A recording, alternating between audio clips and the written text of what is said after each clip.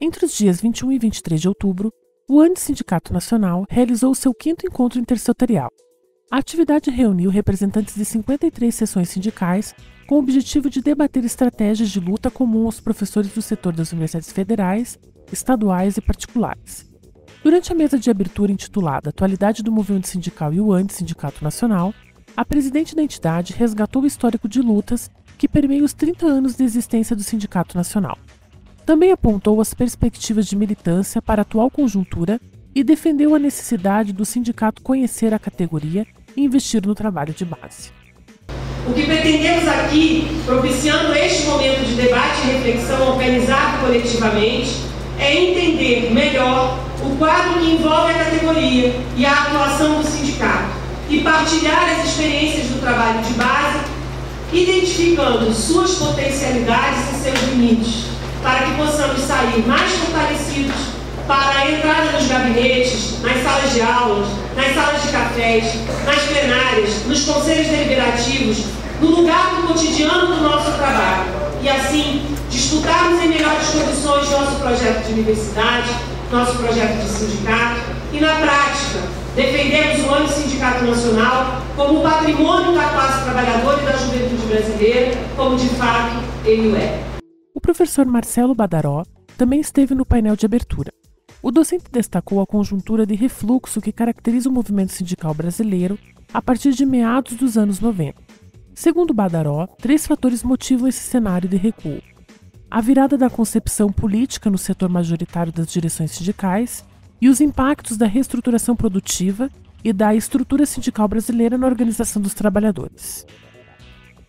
Olha, esse é o quadro que o Antis vive.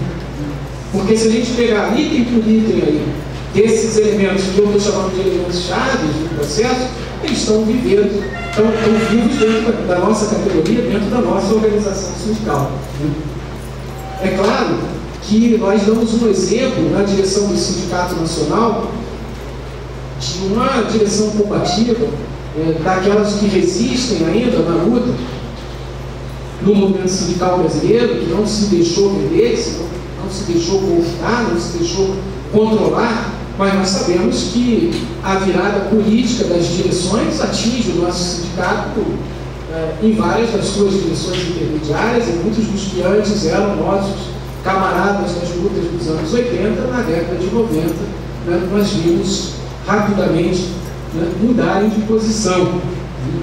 Na sexta-feira, os participantes aprofundaram o debate sobre os impactos da reestruturação produtiva sobre o trabalho docente. O painel Trabalho Docente e Organização da Categoria abordou questões como o aumento da sobrecarga e a implementação de metas produtivistas nas avaliações de desempenho docente. É esse o novo, a gente pode chamar de novo ethos. O que ele tem gerado? E aí já tem um caminho para concluir. Ele tem gerado uma compulsão para produzir. Uma compulsão que é bem vista pelos órgãos que financiam e estimulam isso, mas que é tratada já em muitos estudos de colegas nossos como doença. E uma compulsão que tem levado a outras complicações. Por exemplo, esgotamento resultante desse tipo de trabalho docente, que podem ser verificadas em lesões por esforço repetitivo ou por distúrbios de natureza psicológica.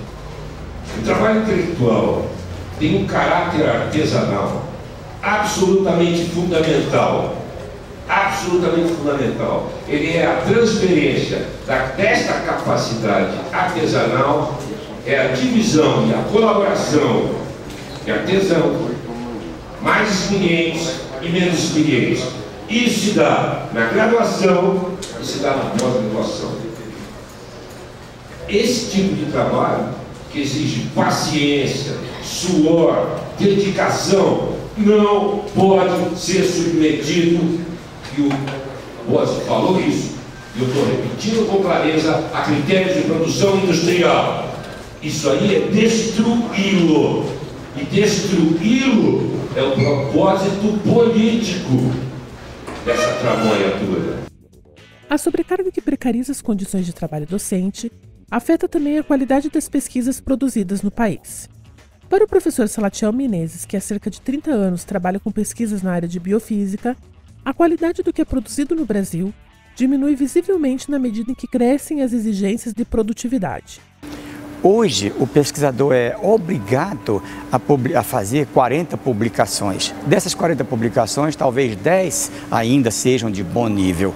Mas a razão agora vai ser de 0,25%. Então, 75% do trabalho dele hoje é de má qualidade, não porque o pesquisador não esteja preparado para fazer um trabalho bom, mas é porque ele não é mais permitido fazer isso com as novas regras, com a carga de trabalho que lhe é dada, com o produtivismo da indústria colocado dentro da universidade.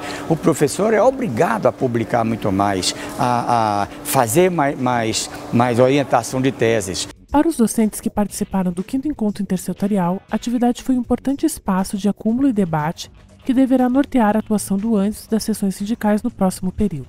Bom, eu acho bastante importante e vejo como um momento pedagógico para que a gente possa compreender a atual conjuntura, e para isso nós precisamos fazer uma volta ao passado e reconstruir toda a história dos 30 anos do ANDES. Eu acho que nesta noite nós conseguimos fazer isso para que nós consigamos entender claramente quais são as diretrizes que devemos tomar para frente.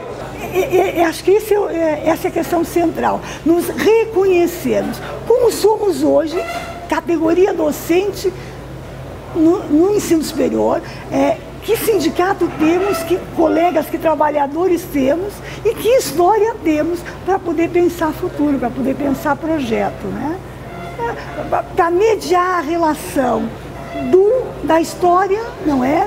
Da nossa estrutura e da conjuntura que estamos vivendo. Ao longo do evento, os representantes de todas as seções sindicais relataram suas experiências de organização e mobilização local. Além da aprendizagem e dificuldades vividas, os dirigentes compartilharam também as estratégias bem-sucedidas de ação direta com os professores, como a edição de jornais, passagem nos gabinetes e campanhas de filiação. A reitoria da Universidade Federal do Amazonas, ela criou uma política de interiorização extremamente complicada, que complicou muito a vida do nosso sindicato. Ela criou campus no interior. Então, por exemplo, a UFAM hoje ela tem campus em Benjamin Constant, na fronteira. A Benjamin Constant é uma cidade muito distante de Manaus. Você chega de barco, 3, 4 dias de barco.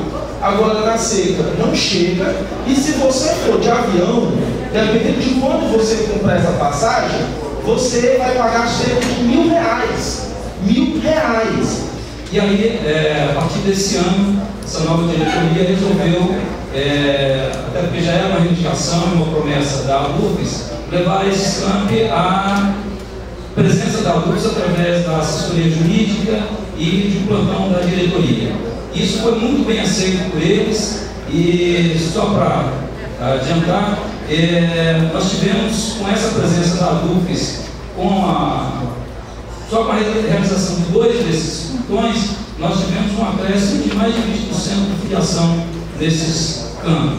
Já está sendo eu estou saindo daqui renovado, tá? E eu pretendo fazer um trabalho de base lá na minha universidade, começar com isso, porque eu vejo que muitos dos colegas lá, desculpa que eu estou um pouquinho nervosa, os colegas lá não têm essa consciência da importância da luta sindical. No final do encontro, a plenária definiu diretrizes de ação condizentes com o plano de lutas aprovado no último congresso do sindicato.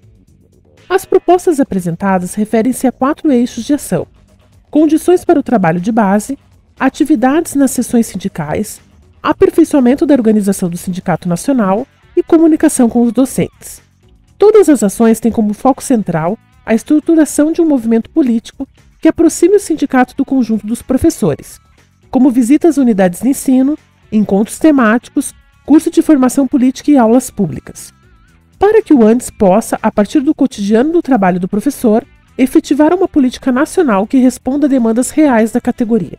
Eu acho que o que nós precisamos nesse momento é avançar para que o sindicato faça sentido na vida do professor, para que o sindicato seja necessário para a vida dele.